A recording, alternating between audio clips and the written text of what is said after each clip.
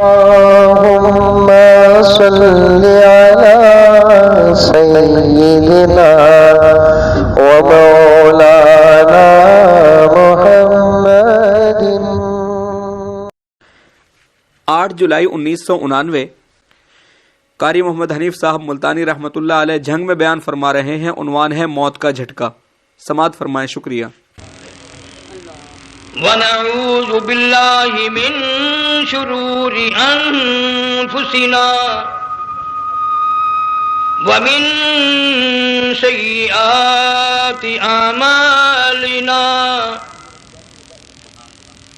مَن يَهْدِهِ اللَّهُ فَلَا مُضِلَّ لَهُ وَمَن يُضْلِلْهُ فَلَا هَادِيَ لَهُ وَنَشْهَدُ أَن لَّا إِلَٰهَ إِلَّا اللَّهُ وَحْدَهُ لَا شَرِيكَ لَهُ وَلَا نَظِيرَ لَهُ وَلَا مِثَالَ لَهُ وَلَا مِثْلَ لَهُ وَلَا مُعِينَ لَهُ وَلَا وَزِيرَ لَهُ وَلَا مُشِيرَ لَهُ وَنَشْهَدُ أَنَّ سَيِّدَنَا وَسَنَدَنَا وَنَبِيَّنَا وَشَفِيعَنَا وَهَادِيَنَا وَمُرْشِدَنَا وَمَوْلَانَا مُحَمَّدًا عَبْدُهُ وَرَسُولُهُ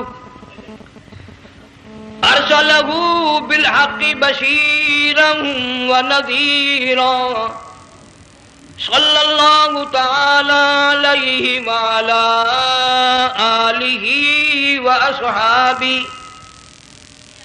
وأزواجہ وذریاتہ وبارک وسلم تسلیما کثیرا کثیرا۔ أما بعد فأعوذ بالله السميع العليم من الشيطان الرجيم بسم الله الرحمن الرحيم فلما بلغ معه السعي قال یا بنی انی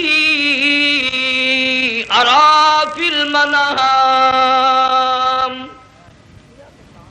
انی اذبحک فانظر ماذا ترى قال یا ابت افعل ما تؤمر ستجدنی ان شاء اللہ من الصابرین فلما اسلما وتلہ للجبین ونادیناہ ان یا ابراہیم قد صدقت الرؤيا إنا كذلك نجزي المحسنين إن هذا لهو البلاء المبين وفديناه بذبح عظيم۔ وقال النبي صلى الله تعالى عليه وسلم ارحم امتی بامتی ابو بکر واشدهم فی امر اللہ عمر واصدقهم حیاء عثمان واقضاهم علی رضی اللہ تعالی عنہم اجمعین۔ صدق اللہ مولانا العلی العظیم وصدق رسولہ النبی الکریم ونحن على ذلك لمن الشاهدين والشاكرين والحمد لله رب العالمين۔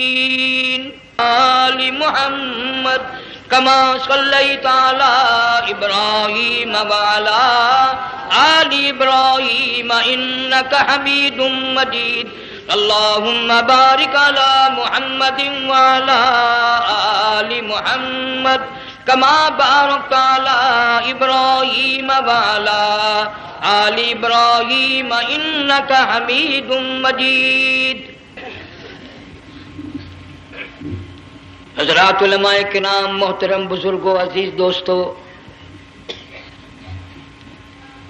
کافی سارے عرصے کے بعد آپ کے شہر جھنگ میں حاضری کا اتفاق ہوا، اور اللہ جانتا ہے کہ اس وقت دل میں کتنا دکھ محسوس کر رہا ہوں. جب بھی جھنگ میں حاضری ہوئی میرے دائیں یا بائیں مفتی عبدالحلیم رحمہ اللہ تشریف فرما ہوا کرتے تھے. آج سٹیج خالی ہے. آج وہ اللہ والا ہم میں نہیں. حضور کریم صلی اللہ علیہ وسلم نے ارشاد فرمایا علماء کا انتقال قیامت کا پیش خیمہ ہے. اللہ والوں کا دنیا سے اٹھ جانا گھنٹی ہے اس بات کی کہ قیامت آئی. پھر ایسا اللہ والا جو کبھی کسی کو لڑا کے راضی نہیں، کسی کو بھڑا کے راضی نہیں، پورے شہر کو ملا کر لے کے چلنے والا اللہ اور اس کے رسول کریم صلی اللہ علیہ وسلم کے صحیح راستے پہ لوگوں کو گامزن کرنے والا، آخری دم تک اسی کوشش میں، اسی سعی میں اور اللہ اللہ کرنے میں اور کرانے میں ساری زندگی گزار دی.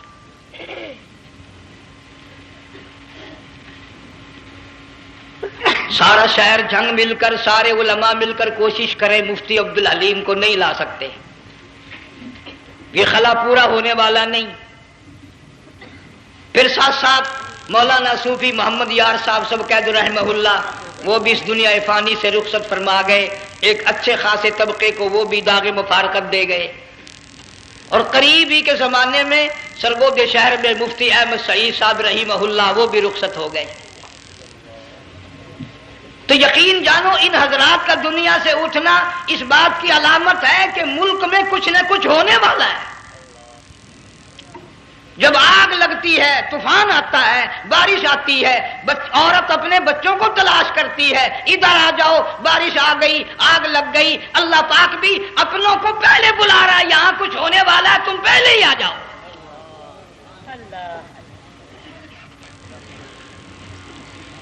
اور اس طرح بھی اشارہ فرمایا وَكَمْ أَهْلَكْنَا قَبْلَهُمْ مِنَ الْقُرُونِ.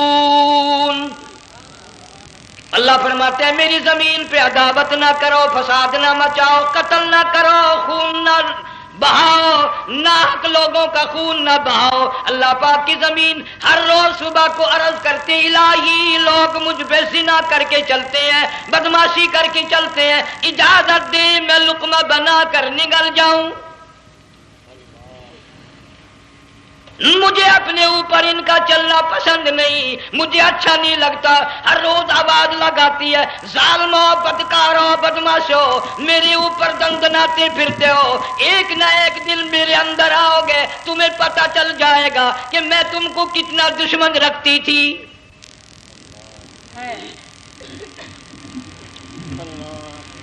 آج لوگ آزاد ہو گئے.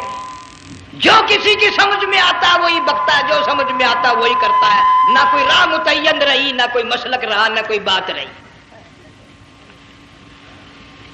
جناب مدنی کریم صلی اللہ تعالی علیہ وسلم کا بڑا عظیم تر صحابی ہے، بہت بڑا جرنیل ہے، سیدنا معاذ بن جبل رضی اللہ تعالی عنہ مدینے پاک میں بیمار ہے، آخری وقت ہے. دعا کرو اللہ ہم سب کو مدینے کی موت عطا فرمائے. بہت جلیل القدر صحابی ہے.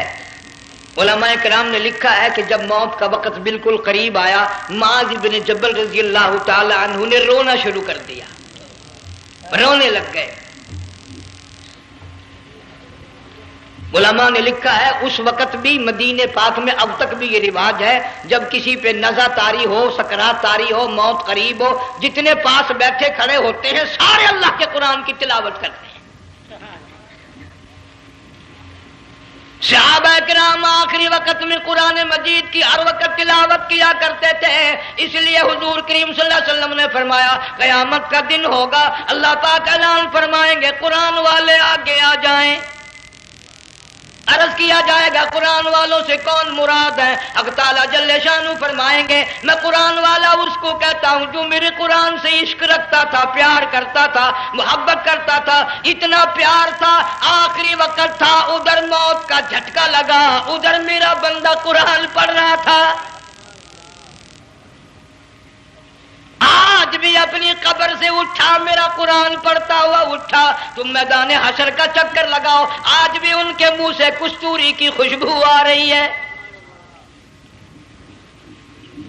معاذ بن جبل رضی اللہ تعالیٰ عنہ قرآن مجید کی تلاوت فرماتے فرماتے رونے لگ گئے۔ کسی صحابی نے کہہ دیا موت سے ڈر کے رو رہے ہو، موت سے ڈر گئے؟ فرمایا نہیں۔ پھر کیوں روئے؟ صحابی کہتا ہے میرے دل کی تمنا میرے دل میں رہی، میری آرزو پوری نہ ہو سکی، میری حسرت پوری نہ ہوئی، میرا ذوق پورا نہ ہوا، میرا شوق پورا نہ ہوا، میری تمنا تھی گرمی کا موسم ہو، رمضان کا مہینہ ہو، میں روزہ دار ہوں، جہاد فی سبیل اللہ ہو، کفر اسلام کا مقابلہ ہو، میں کئی کافروں کو قتل کر دیتا، پھر کافر بھی اکٹھے ہو کر مجھ پہ ٹوٹ پڑتے، میرا ناک کاٹ لیتے، میری زبان کاٹ لیتے، میں اللہ کی حضور میں جاتا، اللہ مجھ سے پوچھتا معاذ دنیا سے کیا لایا؟ میں عرض کرتا الہی بولوں کیسے، زبان بھی تیری نام پہ کٹا کے آیا ہوں، اور روزہ رکھ کر آیا ہوں، نیت یہ ہے کہ تیرے محبوب کے حوض کوثر کے پانی سے روزہ افطار کروں گا۔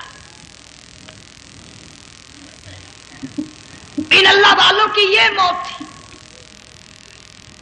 مالک بن دینار رحمت اللہ علیہ ایک عجیب نوجوان کا واقعہ تحریر فرماتے ہیں، گرمی تھی، دوپہر تھی، سورج اپنی شباب پہ تھا، بڑی سخت گرمی تھی، میں نے ایک نوجوان کو دیکھا، وہ پیروں سے معذور ہے، دونوں پیر نہیں ہیں، ہاتھوں کے بل زمین پہ گھسٹ گھسٹ کے چل رہا ہے، اور گلے میں کرتا بھی نہیں، سامان کوئی نہیں، سواری کوئی نہیں، کھانے پینے کا انتظام کوئی نہیں۔ مالک بن دینار رحمت اللہ علیہ فرماتے ہیں میں نے اس نوجوان سے پوچھا کہ تو کہاں سے چلا اس حالت میں؟ کہنے لگا میں بلخ بخارے سے چلا ہوں۔ تجھے یوں ہی ہاتھوں کے بل گھسٹتے چلتے کتنا عرصہ گزر گیا؟ نوجوان کہنے لگا اللہ والے 7 برس ختم ہو کر 8واں لگ چکا ہے۔ اس حالت میں کہ جی ہاں اسی حالت میں تیرا کھانا پینا۔ جوان کہنے لگا والذی ہوا یطعمنی ویسقین وَإِذَا مَرِضْتُ فَهُوَ يَشْفِينِ، اللہ ہی کھلاتا ہے وہی پلاتا ہے، بیمار ہو جاتا ہوں وہی تندرستی عطا کرتا ہے۔ اور نوجوان دوپہر بڑی سخت ہے، گرمی بڑی سخت ہے، میرے یہاں دوپہر کو آرام کر لے، قیام کر لے، کچھ دیر ٹھہر جا، آج میرے یہاں قیام کر لے۔ نوجوان رونے لگا اور کہنے لگا مالک بن دینار یہ 2-4 منٹ جو تیری ساتھ باتوں میں میرے خرچ ہو گئے، مجھے ان کا ہی بڑا دکھ ہے، میں اور اپنی اس معذوری میں ہاتھوں کے بل 2-4 گز گھسٹ کر اور اپنے رب کے قریب ہو جاتا۔ یہ جو تیری ساتھ بات کرنے میں تھوڑا سا وقت خرچ ہو گیا، مجھے اس کا ہی بڑا دکھ ہے۔ ارے تو تھک گیا ہوگا۔ جوان کہتا ہے تیرے دیوانے مگر چلنے سے رک سکتے نہیں، تیرے دیوانے مگر چلنے سے رک سکتے نہیں، پاؤں تھک جاتے ہیں دل ان کے کبھی تھکتے نہیں۔ میرے سامنے تھکنے کا نام نہ لو، میرے دل میں عشق کی آگ جلی ہوئی ہے، سوز و گداز کا سمندر طوفان برپا کر رہا ہے، میں نہیں تھکنا جانتا، میرے یہاں نیند کا سوال نہیں، آرام کا سوال نہیں، میں تو گھسٹ گھسٹ کر رب کے دربار میں حاضر ہوا چاہتا ہوں۔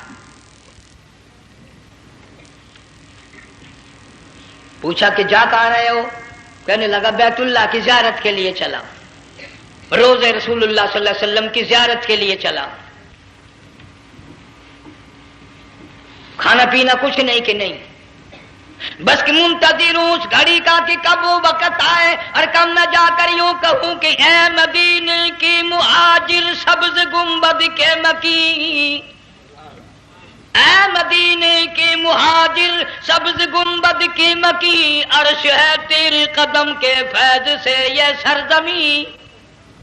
کب وہ وقت آئے، کب میں مدینے کی گلیوں کو دیکھوں، کب آب و ہوا کو دیکھوں، کب مدینے کی بہاروں کو دیکھوں، کب گنبد خضرا پہ میری نگاہ پڑے، میرے دل کی تسلی ہو جائے۔ عاشق لوگ یوں ہی کیا کرتے ہیں۔ دیہات کی ایک عورت آئی رسول اکرم صلی اللہ علیہ وسلم کی وفات شریف کے بعد اور آ کے کہنے لگی، بہن عائشہ رضی اللہ تعالیٰ عنہا، میں نے سنا ہے سرکار کی وفات شریف ہو گئی، کیا کہاں دفن کیا کہ اس حجرے میں؟ کہنے لگی مجھے دروازہ کھول کر قبر کی زیارت تو کرا دے۔ عورت ساتھ دیہات کی رہنے والی چوکھٹ پہ کھڑی ہو کے کہنے لگی، آقا جب بھی آتی تھی زبان تیری ہوتی تھی، قرآن خدا کا سنتی تھی، مسائل پوچھتی تھی، زیارت کرتی تھی، اب یہ زندگی اچھی نہیں لگتی، میں تیرے قدموں میں مرنا چاہتی ہوں۔ علماء نے لکھا ہے ایک چیخ ماری، چوکھٹ پہ گر کر جان دے دی۔ سبحان اللہ۔ مالک بن دینار رحمت اللہ علیہ فرماتے میں بھی اس سال حج کے لیے گیا، مینا میں میں نے دیکھا کہ بڑا مجمع لگا ہوا ہے ایک جگہ، تو میں بھی گیا کہ یہ لوگ کیوں اکٹھے ہیں۔ میں نے لوگوں میں سے جھانک کر دیکھا تو وہی نوجوان بیٹھا ہے جس کو میں نے دوپہر کے وقت دیکھا تھا، وہی حالت ہے، گلے میں کرتا نہیں، گٹھڑی نہیں، تھیلا نہیں، سامان نہیں، اور رو رو کے یوں کہتا، مولا آج کسی نے دمبے کی قربانی دی، کسی نے بکری کی قربانی دی، کسی نے اونٹ کی قربانی دی، کسی نے گائے کی قربانی دی، میں فقیر ہوں، میں مسکین ہوں، میں بالکل مفلس اور نادار ہوں، میرے پاس تو یہ میری جان ہے، میں اس کی قربانی دیا چاہتا ہوں، قبول فرما۔ ہزاروں لاکھوں لوگوں کے سامنے ایک چیخ ماری اور مینا میں جان دے دی۔ اس حالت میں ان اللہ والوں کا آخری وقت آتا ہے۔ ایک ہم لوگ مرتے ہیں ایکسیڈنٹوں میں، سڑکوں پہ، ادھر موت کا جھٹکا لگ رہا ہے، ادھر منہ میں کنجری کا گانا۔ ارشاد فرمایا مدنی کریم صلی اللہ تعالی علیہ وسلم نے، سیاتی علی الناس زمان، اور لوگوں میری امت میں ایک وقت ایسا آئے گا لوگ اتنے برباد ہو جائیں گے، صبح کو آدمی مومن مسلمان ہوگا، شام کو موت آئی تو جنازہ کافر کا اٹھ رہا ہوگا۔ گھروں میں، محلوں میں آج موت آتی ہے، کنجری کا گانا منہ میں ہوتا ہے، ادھر دم نکل رہا ہے، ادھر کنجری کا گانا، کانوں میں آواز آ رہی ہے، میت کو غسل دیا جا رہا ہے، کنجری کی آواز آ رہی ہے، جنازہ اٹھا کر لے جا رہے ہیں، کنجری کی آواز آ رہی ہے، قبر میں میت اتاری جا رہی ہے، کنجری کی آواز آ رہی ہے، قبر پہ مٹی ڈالی جا رہی ہے، کنجری کی آواز آ رہی ہے۔ اس ماحول میں، اس معاشرے میں ہم کس طرح ایمان اور یقین اور ایمان ساتھ لے کر مریں گے؟ ہزاروں نہیں، لاکھوں کو مرتے وقت کلمہ نصیب نہیں۔ قسم دے کر پوچھو، ماں مر رہی ہے، کلمہ منہ سے نہ نکلا، باپ مر گیا، منہ سے کلمہ نہیں نکلا، بیگم صاحبہ چل بسی، منہ سے کلمہ نہیں نکلا۔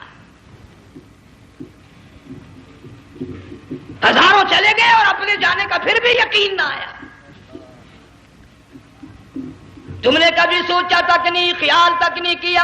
ارشاد فرمایا مدنی کریم صلی اللہ تعالی علیہ وسلم نے، اور لوگوں ابو ہریرہ رضی اللہ تعالیٰ عنہ سے پوچھا تو کیوں رویا؟ عرض کرنے لگا میرے آقا اتنی کمزوری کبھی نہ دیکھی، اتنی ضعیفی کبھی نہ دیکھی، اتنی ناتوانی کبھی نہیں دیکھی، چہرہ انور بالکل کمزور ہو گیا۔ آپ نے ٹھنڈا سانس لے کر فرمایا ابو ہریرہ تجھے معلوم نہیں موت بالکل قریب آ گئی، بالکل قریب آ گئی موت۔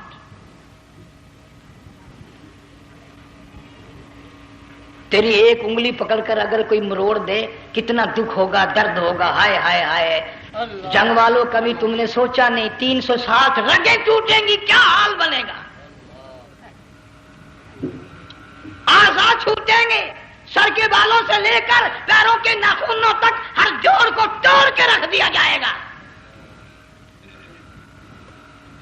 وزیروں، سفیروں، امیروں، حسینوں، جمیلوں، تمام کے جوڑوں کو اکھاڑ کے رکھ دیا جاتا ہے۔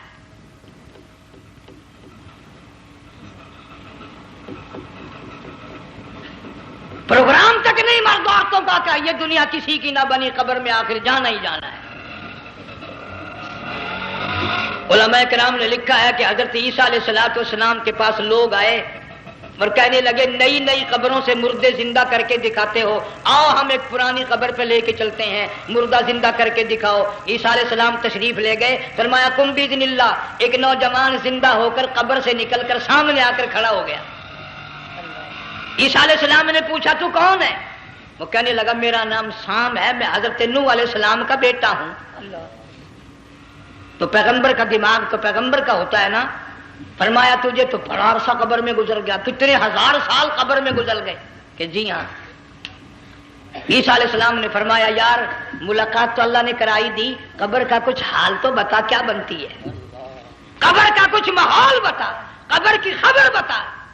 علماء کرام نے لکھا وہ نوجوان رونے لگا اور کہنے لگا عیسیٰ علیہ السلام تو قبر کی خبر پوچھتا ہے، قبر کا حال پوچھتا ہے، قبر کا ماحول پوچھتا ہے، قبر کا معاملہ مجھ سے پوچھتے ہو، آپ مجھ سے پہلے یہ کیوں نہیں پوچھتے کہ موت کا جھٹکا کتنا شدید ہے؟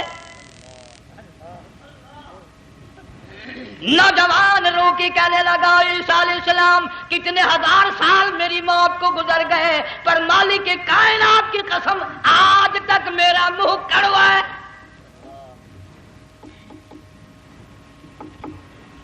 اس لیے جنگ والوں لمبی چوڑی بات کہنے کا وقت نہیں، حالات نہیں، میں تو تمہیں اتنا سا پیغام دینے آیا، کھانے پینے کا زمانہ ہے، میں جانتا ہوں تم کیلے کھاتے ہو، تمہیں کیلے کا ذائقہ معلوم ہے، امرود کا ذائقہ تم کو معلوم ہے، انار کا ذائقہ تمہیں معلوم ہے، انگور کا ذائقہ معلوم ہے، انناس کا ذائقہ معلوم ہے، آم کا ذائقہ معلوم ہے، ہزاروں پھلوں کے ذائقے تمہیں معلوم ہے، ہزاروں مٹھائیوں کے ذائقے تمہیں معلوم ہے، ہزاروں بیکری کی چیزوں کے ذائقے تمہیں معلوم ہے، ہزاروں شربتوں کے ذائقے معلوم ہے، پر تم نے جنگ والوں کبھی بھی قبرستان میں جا کر قبر والوں سے یہ نہیں پوچھا او قبر والوں ذرا بتاؤ تو صحیح موت کا ذائقہ کیسا ہے؟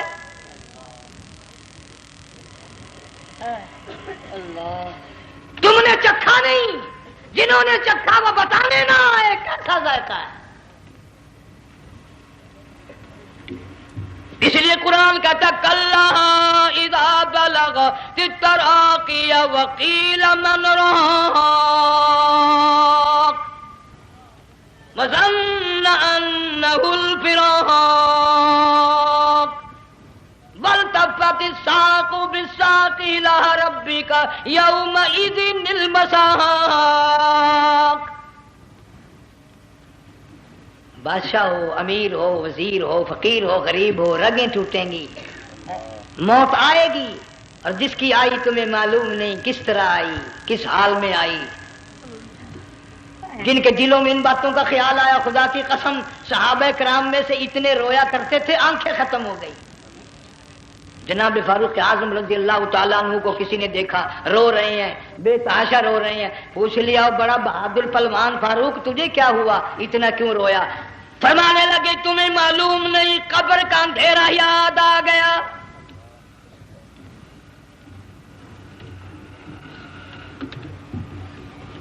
1,29,000 صحابہ کرام اس آخرت کے لیے قربانیاں دیتے آئے، اولاد کی قربانی دی، مال کی قربانی دی، جان کی قربانی دی، جو کرنا پڑا وہ کر گزرے، لیکن محمد عربی صلی اللہ علیہ وسلم کا دامن نہ چھوڑا۔ اسی لیے ہر سال اللہ پاک جل شانہ نے اس امت کو یہ موقع دیا کہ سنت خلیل پہ عمل کرتے کرتے قربانیوں کی یاد تازہ ہو جائے، قربانیوں کی یاد تازہ ہو جائے۔ قرآن کریم میں جا بجا ابراہیم علیہ السلام کا اللہ پاک نے ذکر خیر فرمایا، یوں فرمایا ہم نے ان کے بڑے امتحان کیے، بڑی آزمائش کی، وہ ساروں میں کامیاب ہوئے۔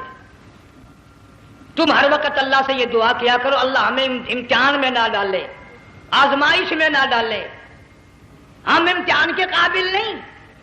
یہ ہمارے جو امتحان ہوتے ہیں ان میں نقل ماری جاتی ہے تو اللہ امتحان لے گا تو نقل کیسے ماریں گے، کیسے کام چلے گا؟ جناب ابراہیم علیہ السلام کو اللہ پاک نے ہزاروں امتحان میں مبتلا کیا، ہزاروں آزمائشیں کی، فاتمہن، سب میں کامیاب گیا، سب میں پاس نکلا۔ ایک آزمائش ایسی بھی آئی اللہ کی توحید کی وجہ سے، شرک کو مٹانے کی وجہ سے ابراہیم علیہ السلام کا سارا مصر فلسطین دشمن بن گیا، حضرت سارہ کو ساتھ لے کر چل دیے، ایک بیوی ساتھ ہے، اکیلا دم ہے۔ یہاں تو لوگ محلوں میں شہروں میں کہتے ہیں جی میں اکیلا ہی ہوں، میں کیا کروں؟ اگر خلیل کہتا کہ میں اکیلا ہوں تو آج قرآن میں اس کا ذکر خیر کیسے ہوتا؟ پرواہ نہ کی، وہ کہتا میرے لیے میرا اللہ کافی ہے۔ کون کہتا ہے میں اکیلا ہوں؟ میری ساتھ تو اللہ ہے۔ مصر سے گزرنے لگے، بادشاہ کے ملازموں نے بادشاہ کو جا کے بتایا بڑی خوبصورت عورت گزر رہی ہے تیرے حلقے سے، بہت بڑی خوبصورت عورت ہے۔ کہ ملازم پکڑ کے لے کے چلے تو عورت ذات حضرت سارہ رونے لگ گئی، خلیل میرا کیا بنے گا؟ پیغمبر کو اللہ کی ذات پر بڑا یقین ہوتا ہے، فرمایا پرواہ نہ کر، میری آبرو میرے مولا کی آبرو ہے، چاہے جہاں چلی جا میری عزت کی حفاظت میرا اللہ کرے گا۔ فرمایا فاللہ خیر حافظا وہو ارحم الراحمین، پرواہ نہ کر، میں اس کا پیغمبر ہوں، نبی ہوں، چیخا میں جلا اس کے لیے، سارے دکھ اٹھاتا ہوں اس کے لیے، میری عزت کی حفاظت وہی کرے گا۔ محل میں جا کر حضرت سارہ کو بند کر دیا، بادشاہ نے بلوایا ہے عزت لوٹنے کے لیے، بادشاہ نے پکڑوا کر منگوایا ہے آبرو برباد کرنے کے لیے۔ بادشاہ کا ارادہ ہے سارا کی عزت کو برباد کرنے کا، اور اللہ کا پروگرام ہے سارا ادھر آ، اس محل میں ایک معصوم بچی ہے جس کا نام ہاجرہ ہے، میں اس کو اتنا پسند کرتا ہوں، اللہ فرماتے ہیں اس کے پیٹ سے اسماعیل ذبیح اللہ کو پیدا کرنا چاہتا ہوں، اس کی نسل سے حبیب اللہ کو لانا چاہتا ہوں، آج تک کسی کی انگلی اس کی طرف نہیں اٹھی، سارا محل میں آؤ، اس کو آ کر ساتھ لے جاؤ تاکہ میرے ذبیح اللہ کی پیدائش کا معاملہ بن جائے۔ بادشاہ کا ارادہ ہے آبرو برباد کرنے کا، اللہ کا ارادہ ہاجرہ کی آبرو بچانے کا۔ فرمایا وَيَمْكُرُونَ وَيَمْكُرُ اللَّهُ وَاللَّهُ خَيْرُ الْمَاكِرِينَ۔ اس نے بھی تدبیر بنائی، میں خدا نے بھی تدبیر بنائی۔ بادشاہ آیا حضرت سارہ کے قریب برائی کا ارادہ کر کے، مفسرین نے لکھا ہے حضرت سارہ نے فرمایا مجھے 2 رکعت نماز پڑھنے دے۔ یہاں سے پتہ چلا کوئی پاک دامن عورت، کوئی نیک بیٹی اگر غنڈوں میں بدماشوں میں پھنس جائے، عزت بچانے کا طریقہ یہ ہے وضو کر کے اللہ کے سامنے نیت تو باندھ، تیری عزت کے لیے وہ فرشتے بھیجے گا۔ علماء کرام نے لکھا ہے کہ ایک جہاز سمندر میں چل رہا ہے، طوفان آیا، جہاز تختہ تختہ ہو گیا، کچھ لوگ غرق ہو گئے، ڈوب گئے، کچھ تختوں پہ بہ کر کے چلنے لگے، ایک عورت گود میں بچہ ہے، ایک حبشی نوجوان دوسرے تختے پہ بیٹھا ہوا جاتا ہے، اس نے عورت اکیلی دیکھ کر اپنا تختہ چھوڑ دیا اور بدماشی کے ارادے سے عورت کے تختے پہ آ بیٹھا۔ تم جنگ والے سوچ رہے ہوگے کہ ڈوبتے وقت بھی باز نہ آئے، یہ سیلاب آتے ہیں لوگ بدماشیوں سے باز آئے؟ ڈوب گئے مگر باز نہ آئے، بغیرتی لوگ کرتے ہی رہے۔ علماء کرام نے لکھا حبشی نوجوان نے عورت کا بچہ چھینا سمندر میں پھینک دیا،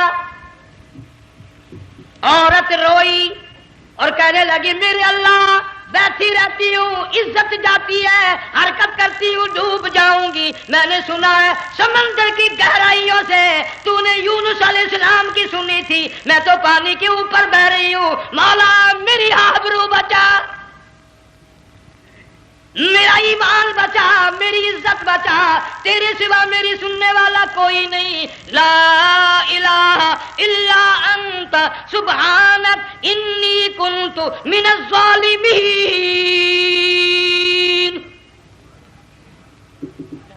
علماء نے لکھا ہے کہ ایک گردن سی نمودار ہوئی پانی میں سے اور حبشی نوجوان کو ایک ہی لقمہ بنا کر لے گئی. وہ تو ہر جگہ سنتا ہے. پکارنے والا بے بس بے کس ہو کر جب اس کو پکارتا ہے وہ ہر جگہ انداز پہنچاتا ہے. وہ ہے جو موجود ہر جگہ. عورت بہتی بہتی کنارے جا لگی. ایک جہاز قریب آیا, دوپٹے کا اشارہ کر کے اس کو بلایا. جہاز میں جب سوار ہوئی تو دیکھتی کیا ہے, ایک نوجوان کی گود میں اس کا وہ بچہ جو سمندر میں پھینک دیا تھا بیٹھا ہوا کھیل رہا ہے. ٹوٹ پڑی, میرا بچہ ہے. لوگوں نے کہا تیرا کہاں سے آیا؟ ماجرا سنایا. اس طرح ہوا. جہاز کے کپتان نے کہا ہم جہاز لے کر آ رہے تھے, غیب سے آواز آئی جہاز ادھر کو لے آؤ ورنہ ڈبو دیے جاؤ گے. ہم جب جہاز وہاں لے کر پہنچے تو دیکھتے کیا ہے کہ ایک جانور کی پیٹھ پہ یہ بچہ بیٹھا ہوا کھیل رہا تھا. عزت بھی بچی, ایمان بھی بچا, بچہ بھی بچا. اور کوئی بچانے کے لیے تدبیر کرے جبھی نا. حضرت سارا نے نماز پڑھ کر بددعا کر دی. بادشاہ کے سارے بدن میں درد ہونے لگا. پیغمبر کا سارا گھر بڑا کریم ہوتا ہے. جب اس کو درد نے ستایا نا, کہنے لگا میں وعدہ کرتا ہوں تجھے کچھ نہیں کہوں گا, میرے لیے دعا کر دے. اب اگر کوئی جنگ کا ہوتا یا میں ہوتا کہتا دفع ہو, تیرے واسطے دعا کا دی. لیکن حضرت سارا نے پھر جولی پھیلا دی, مولا وعدہ کرتا ہے, بدماشی سے توبہ کرتا ہے, اس کو تندرستی عطا فرما دے. اللہ نے تندرستی عطا کر دی. وہ پھر کہنے لگا لو ایسی حسین عورت کب ہاتھ آئے گی, پھر برائی کے لیے تیار ہو گئی. یہاں سے پتہ چلا کہ یہ جو گنڈے بدماش ہوتے ہیں ان کی قسم کا بھی کوئی یقین نہیں. اگلے دن ایک آدمی نے قسم کھائی تو اس کے خلاف کرنے لگا. لوگ کہنے لگے کہ تو نے قسم کھائی تھی, قرآن اٹھایا تھا. اب کہ کیا تھی گیا بل ڈٹھی ہوئی مسجد سی, پاٹیا ہوا قرآن سی. اگر ڈٹھی ہوئی مسجد سی تو پاٹیا قرآن سی. قرآن کے نا پورا سی جڑا میں چاہیا, مگر اسے یہ معلوم نہیں کہ تو نے تو پاڑیا قرآن اٹھایا, ڈٹھی ہوئی مسجد میں اٹھایا. خدا کا جب غضب آئے گا تو وہ ادھورا نہیں آئے گا, وہ ادھورا نہیں آیا کرتا. 3 مرتبہ اس بادشاہ نے حضرت سارا کے ساتھ ایسا کرنے کا ارادہ کیا. پھر دعا ہوئی, پھر بد دعا ہوئی, پھر دعا ہوئی, پھر بد دعا ہوئی.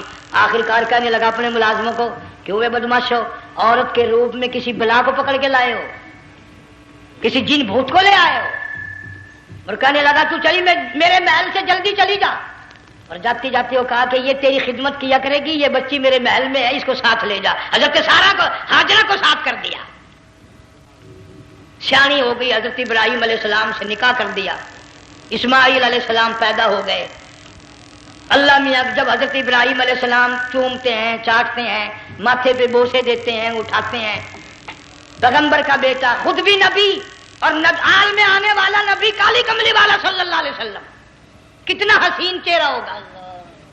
اللہ میاں نے پھر آزما لیا. حکم دیا کہ اس ہاجرہ کو, اسماعیل کو, دونوں ماں بیٹوں کو وہاں چھوڑ کے آ جہاں سینکڑوں میل میں پانی کوئی نہیں, آدمی کوئی نہیں, رستہ کوئی نہیں, گھاس کوئی نہیں, پتا کوئی نہیں. جہاں بیت اللہ ہے یہاں کے بارے میں حکم دیا, چھوڑ کے آ. اور اگر آپ کو نیند نہیں آئی تو مزہ آئے گا. اللہ نے یہ فرما دیا, بتانا نہیں ہے کہ میں نے حکم دیا ہے. خدا حافظ نبی نہیں کہتا اپنی بیوی کو. آج لوگ ہر بات میں کہہ دیتے ہیں ہمارے پیروں کو پتا کل کو کیا ہوگا, ہمارے فقیروں کو پتا ہے پرسوں کیا ہوگا. اور بڑی مدت کی بات ہے, یہی موسم تھا, چماسا گرمی تھی, انارکلی لاہور سے ہم کئی ساتھی گزر رہے تھے. فٹ پاتھ پہ بیٹھا ہے ایک ملنگ, چاروں طرف لوگ کھڑے, بڑا مجمع. کافی دنوں کی تو بات ہو گئی. ہاتھوں کی لکیر دیکھ کر لوگوں کی تقدیر بتا رہا تھا. کسی کو کہتا تھا تجھے بڑی اونچی پوسٹ ملے گی, کسی کو کہتا تھا تیری شادی بڑی فرسٹ کلاس لیڈی سے ہوگی. وہ بابو تو کوڈا ہی ہو جاتا تھا, لیڈیوں پہ بڑے مرائے یہ لیڈے. کوئی کام نہیں, رات دن بس لیڈیوں کے پیچھے ہی پھرنا ہے. میں نے اپنے ساتھیوں سے کہا, میں نے کہا میں بھی تقدیر پوچھتا ہوں اپنی. کہنے لگے شرارت ہو جائے, میں نے کہا ساری دنیا پر ہاتھ دکھا رہی ہے, کوئی شرارت نہیں, میرے ہاتھ میں شرارت ہے. 1 روپیہ لے رہا تھا وہ, میں بھی لوگوں میں گھساتا, بھیڑ میں سے اوپر نیچے ہی ہوتا میں بھی پہنچ گیا. اور دونوں گھٹنے میں نے زمین پہ رکھ دیا, روپیہ ہاتھ میں نے اس کا ذکر کہا. میں کہا ملنگ جی اگر اب ویکھیا میری شادی ہو جائے گی کہ نہیں. اب اس کو اس نے دیکھ کے میری طرف کہنے لگا، اس نے سوچا کہ یہاں اچھے بھلے کو نہیں ملتی پاکستان میں، اسے کون دے گا؟ اچھی طرح میرا ہاتھ دیکھا بھی نہیں، جھٹک کے کہنے لگا نو تیری شادی نہیں ہونی ہے۔ میں کیا کھوتے تیرے باپ کے 8 بچے کھیل رہے ہیں۔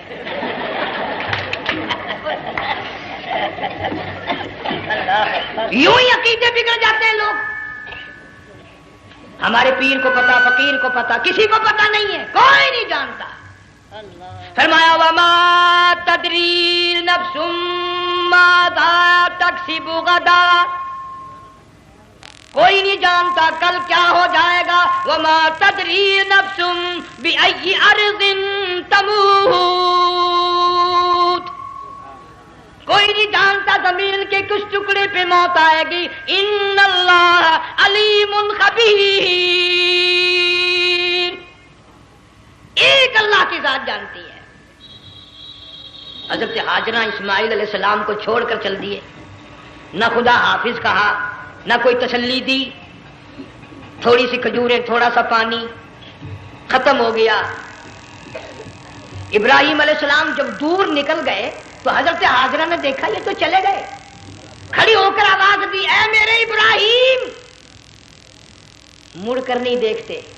جنگ والوں، اللہ کا پیغمبر اللہ کی اجازت کے بغیر اپنی بیوی کی طرف نہیں دیکھتا، گھر والی کی طرف نظر اٹھا کر نہیں دیکھتا۔ ایک تم ہو، چٹی داڑھی، بڑھیپا، کالے برقعے والی نظر آ جائے نا، آگے بھاگ کر بڑے نہیں آتے ہیں، کہاں جانا چاہتی ہیں آپ؟ تیری ماں لگتی ہے، آپ چلی جائے تو یہ کیا ہوا؟ یہ کالے برقعے پہ مرتے مرتے مرتے مرتے مری گئے۔ ایسا عجیب تماشا۔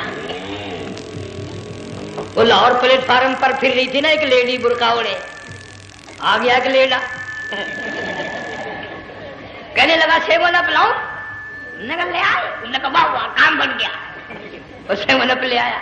تھوڑی دیر کے بعد کہنے لگا میرے خیال میں پھینٹا بھی ہو جائے، نے کہا لے آئے، نے کہا سبحان اللہ پکا کام ہو گیا۔ وہ سیب نپ بھی پی لی، پھینٹا بھی ڈکار گئی۔ تھوڑی سی دیر کے بعد کہنے لگا سیب لے آؤں؟ وہ لے ہی آیا سیب، کیا آپ کے لیے میں سیب لایا ہوں آپ کھائیں؟ کہنے لگی نہیں آپ کھائیں۔ اس نے سوچا ہو میری بھی محبت ہو گئی ہے، سیب کھانے کے لیے مجھے بھی کہہ رہی ہے۔ جب اس نے اصرار کیا نا کہ میں تو تیرے لیے لایا ہوں، کھا تو صحیح، کہنے لگی کیسے کھاؤں، میرے منہ میں دانت ہی نہیں ہے۔ اب پتا چلا اسے کہ صبح سے میں تو پرانے پپے کے پیچھے پھر رہا تھا۔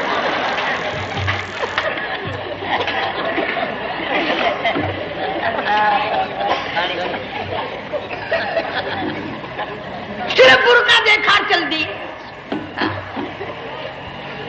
یہاں پیغمبر اپنے گھر والی کی طرف نہیں دیکھتا۔ حضرت ہاجرہ نے اسماعیل علیہ السلام کو سینے سے لگایا، عرب کی قداور مائی، طاقتور مائی، دوڑ لگا کر حضرت خلیل کا راستہ آ کے روک لیا اور کہنے لگی میں جوان عورت، یہ پیارا نور نظر، یہ لخت جگر، شکل تو دیکھو، صورت تو دیکھو، ہمیں یہاں چھوڑ کے جا رہے ہو؟ اللہ کا پیغمبر بولتا نہیں۔ پتہ چلا پیغمبر اللہ کی اجازت کے بغیر سانس نہیں لیتا، آنکھ کا اشارہ نہیں کرتا۔ حضرت ہاجرہ رونے لگ گئی، میرے خلیل، میرے ابراہیم، میرا قصور بتاؤ، میرا جرم بتاؤ، میری خطا بتاؤ، میرا گناہ بتاؤ، معافی چاہوں گی، معذرت کروں گی۔ اس بچے کا کیا گناہ ہے اس میدان میں چھوڑ کے چلے ہو؟ بولتے نہیں ہیں، اللہ کی طرف سے بولنے کی اجازت نہیں ہے۔ حضرت ہاجرہ نے خود ہی قیاس لگایا، سوچتی ہیں پیغمبر تو کسی پہ ظلم نہیں کرتا۔ وہ کہنے لگی خلیل کہیں اس رب کا حکم تو نہیں، کہیں اس اللہ کا یوں حکم تو نہیں؟ جنگ کے لوگوں اگر خلیل ہاں کہہ دیتا تو کیا حرج تھا؟ ہاں نہیں کہتا، اجازت نہیں، تاکہ ہاجرہ کے یقین ایمان کا امتحان مکمل ہو۔ مفسرین نے لکھا ہے کہ حضرت ابراہیم علیہ السلام نے سر کا یوں اشارہ کیا، بس ذرا سا ہاں، پھر عورت کا ایمان دیکھ، یقین دیکھ، یہیں نہ بیٹھی، دوڑ کے وہاں گئی ہے جہاں پہلے بٹھا کر آئے تھے، اور کہنے لگی ابراہیم جاؤ، میں جانوں میرا رب جانے، پرواہ نہیں۔ راتیں آتی ہیں چلی جاتی ہیں، دن آتے ہیں گزر جاتے ہیں، تھوڑی سی کھجوریں تھی وہ ختم ہو گئی، پانی ختم ہو گیا، بھوک اور پیاس نے بے چین کر دیا۔ اسماعیل علیہ السلام کی اتنی لمبی زبان باہر نکلا، دو پتھر کھڑے کر کے اوپر ایک پتھر رکھ کر چھاؤں بنائی، اس کے نیچے لٹا دیا، اور پھر چکر لگایا، کبھی صفا پہاڑی پہ چڑھتی ہے، کبھی مروہ پہاڑی پہ چڑھتی ہے، کبھی اترتی ہے، اور ڈھلوان میں سے بھاگ کر چلتی ہے جب اپنا بچہ نظر نہیں آتا۔ سارے کہہ دو اللہ بڑا بے نیاز ہے، اللہ بڑا، زور سے کہو اللہ بڑا۔ کسی کے 500 سال کے سجدے رد، کسی کی ہزاروں سخاوت صدقات رد، کسی کی چال منظور، کسی کی رفتار منظور، کسی کی ٹور منظور۔ اور یوں فرمایا ہاجرہ میری رحمت کی تلاش میں آج جو تو نے دوڑ لگائی ہے، یہ تیری چال ڈال رفتار ٹور ہمیں اتنی پسند آ گئی، اتنی پسند آ گئی کہ آج کے بعد خلیل اللہ کیوں نہ ہو، ذبیح اللہ کیوں نہ ہو، کلیم اللہ کیوں نہ ہو، روح اللہ کیوں نہ ہو، حبیب اللہ کیوں نہ ہو، صحابہ کرام کیوں نہ ہو، قطب ابدال غوث کیوں نہ ہو، میری ہاجرہ مجھے اپنی کبریائی کی قسم جب تک وہ تیری چال چل کے نہ دکھائے گی حاجی کا لانے کا حقدار نہیں ہو سکتا، تیری رفتار اسے چلنی پڑے گی۔ فرمایا ان الصفا والمروۃ من شعائر اللہ فمن حج البیت او اعتمر فلا جناح علیہ ان یطوف بہما ومن تطوع خیرا فإن اللہ شاکر علیم۔ 7ویں چکر میں آواز سی آئی، اب رو پڑی حضرت ہاجرہ، کہنے لگی میرا بچہ اگر چل بسا میں پھر کیا کروں گی؟ سن لی میں نے آواز۔ آپ کی کیا دیکھتی ہے؟ اسماعیل علیہ السلام کی نرم و نازک ایڑیاں جس زمین پہ رگڑی گئی تھی وہاں سے چشمہ جاری کر دیا۔ حضرت ہاجرہ نے پی لیا، بھوک بھی ختم ہو گئی، پیاس بھی ختم ہو گئی، بچے کو بھی پلایا۔ اللہ تعالیٰ نے خانہ کعبہ کی بنیاد ڈال دی، ایسے گھر کی بنیاد ڈالی۔ حضور صلی اللہ علیہ وسلم فرماتے ہیں 500 سال کی عبادت ایک طرف اور بیت اللہ پہ ایک نگاہ یوں ڈالنا ایک طرف۔ 500 سال کی عبادت کا وہ ثواب نہیں جو ایک نظر خانہ کعبہ پہ ڈالنے کا ثواب ہے۔ اور اللہ پاک یوں فرماتے ہیں کہ جو آنے والا حجر اسود کو بوسہ دیتا ہے، اللہ پاک یوں فرماتے ہیں میں سمجھتا ہوں میرا سجا ہاتھ پکڑ کر میرے بندے نے چوم لیا۔ جو غلاف کعبہ کو پکڑ کر مانگتا ہے، اللہ فرماتے ہیں میں یہ سمجھتا ہوں میرا دامن پکڑ کے مانگ لیا۔ جو مقام ملتزم پہ لپٹ کے مانگتا ہے، اللہ فرماتے ہیں میں سمجھتا ہوں میری چوکھٹ پہ پڑھ کے مانگ لیا۔ اور فرمایا لوگوں یہ جو آنے والے آئے ہیں یہ رشتہ داروں کے مہمان نہیں، عزیزوں کے مہمان نہیں، دوستوں کے مہمان نہیں، میں خدا میزبان ہوں، یہ میرے مہمان ہیں۔ آج ان کی دعاؤں پہ آمین کہو، فرشتوں کو حکم ہوتا ہے ان سے مصافحہ کرو، مگر اللہ تعالیٰ سب کو توفیق دے کہ حج مکمل کر کے آئیں اور سب کا حج قبول فرمائے۔ میرے علاقے میں کئی سالوں کی بات ہے پرانی، جب کوئی حاجی تھا، ایک آدمی حج کر کے آیا، میں دوپہر کو اس کو ملنے گیا تو ظہر کی نماز کا وقت آیا، میں اٹھ کے چلا گیا نماز پڑھنے، پھر عصر کی نماز کا وقت آیا، میں اٹھا اور نماز پڑھ کے آ گیا۔ میں نے اس حاجی کے لڑکے سے پوچھا، میں نے کہا حاجی صاحب نے نماز یہیں پڑھی؟ تو کہنے لگا جی ابھی شروع نہیں کی، سفر کے تھکے ہوئے ہیں نا، 2-4 دن کے بعد شروع کریں گے۔ شکر ہے پہلے لوگ جھوٹ نہیں بولا کرتے تھے، ہاں آج کل کا ہوتا نا تو وہ کہہ دیتا ہے جی یہ تو کئی وقت کی کچھی پڑھ کر بیٹھے ہیں۔ تو پھر مولوی تھا نا، میں بیٹھ گیا حاجی کے پاس، باتوں میں اس کو لے آیا یہیں، میں نے کہا حاجی صاحب نماز نہیں پڑھی؟ کہنے لگا آپ ہی لوگوں سے سنا ہے کہ بیت اللہ میں جو ایک نماز پڑھے 1,00,000 کا ثواب ملتا ہے، مسجد نبی میں جو ایک نماز پڑھے 50,000 کا ثواب ملتا ہے، 4 مہینے پڑھ کے آیا، وہ حساب لگا لو۔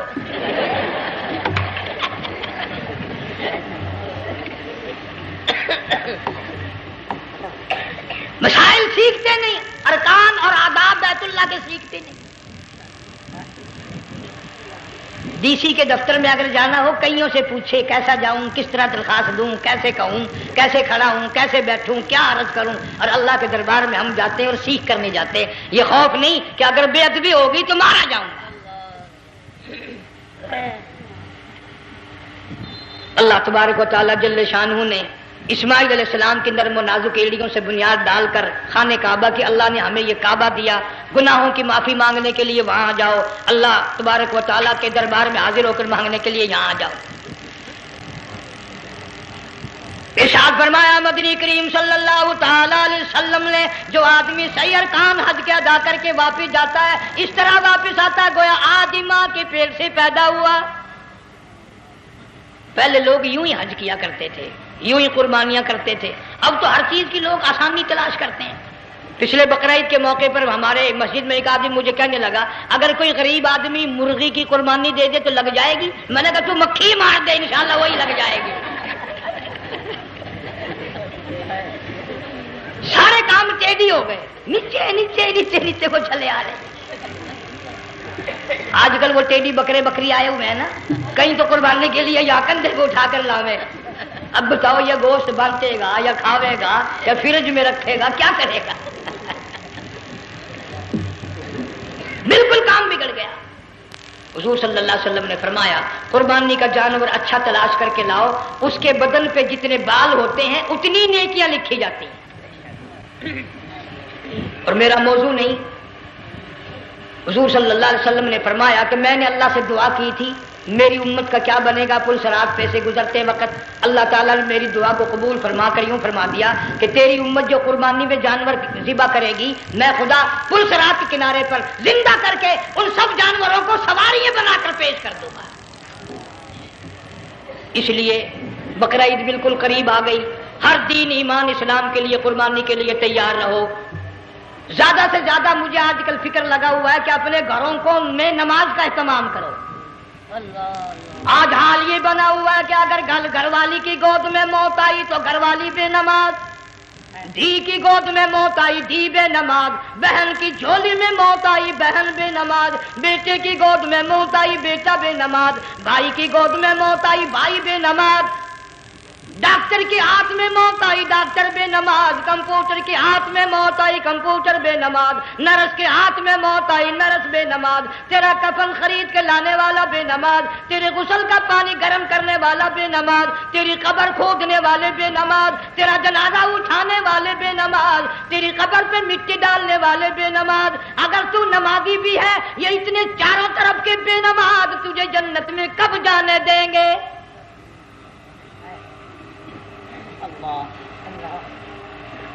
اس بچی کا فکر کیوں نہیں کرتا؟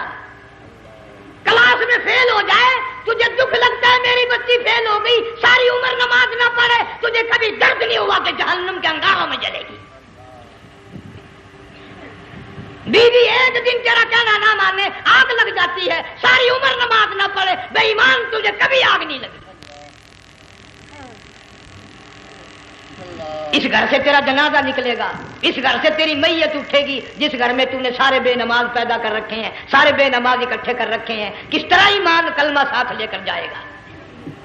اس لیے اپنے ماحول میں اپنے گھر میں بچیوں کو بہنوں کو پیار سے محبت سے بڑے عقیدت سے ان کو نمازی بنا، تاکہ مرنے کے بعد جب تیرا جو بیٹی بہن منہ دیکھنے آئے تو نمازی تو تیرا منہ دیکھنے آئے، تیرا منہ دیکھنے بھی سارے بے نمازی آئے، تجھے کیا فائدہ ہوگا؟